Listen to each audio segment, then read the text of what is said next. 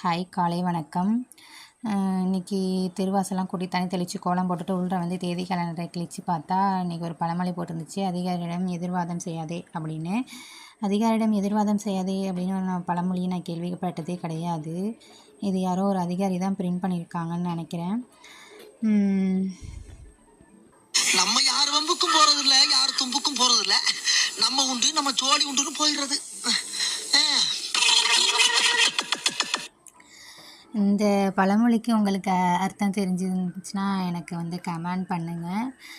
இன்றைக்கி பிரேக்ஃபாஸ்ட்டை வந்து பாலும் வாழைப்பழமும் சாப்பிட்டு முடிச்சிட்டேன். ஏன்னா இன்றைக்கி கொஞ்சம் எனக்கு லேசியாக இருந்துச்சு டே.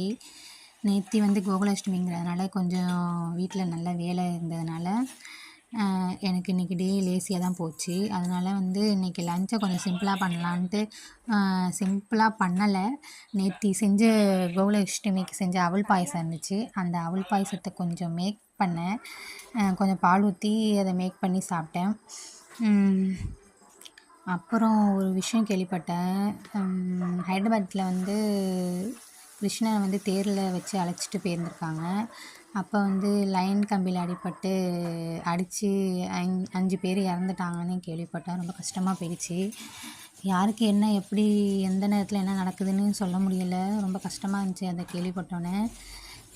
கோயிலுக்காக போய் 5 பேர் ரொம்ப கஷ்டமாக இருந்துச்சு. அதனால் நம்ம இருக்கிற வரைக்கும் யாரையும் எந்த குறையும் சொல்லாமல் நம்ம உண்டு நம்ம வேலை உண்டுன்னு இருந்துட்டு போயிடணும். அப்புறம் நைட்டு வந்து தோசை ஊற்றி சாப்பிட்டுட்டு அப்போ கொஞ்சம் பாத்திரம்லாம் இருந்துச்சு, அதெல்லாம் கழுவி வச்சுட்டு அன்றைக்கி வேலையை முடிச்சிட்டேன்.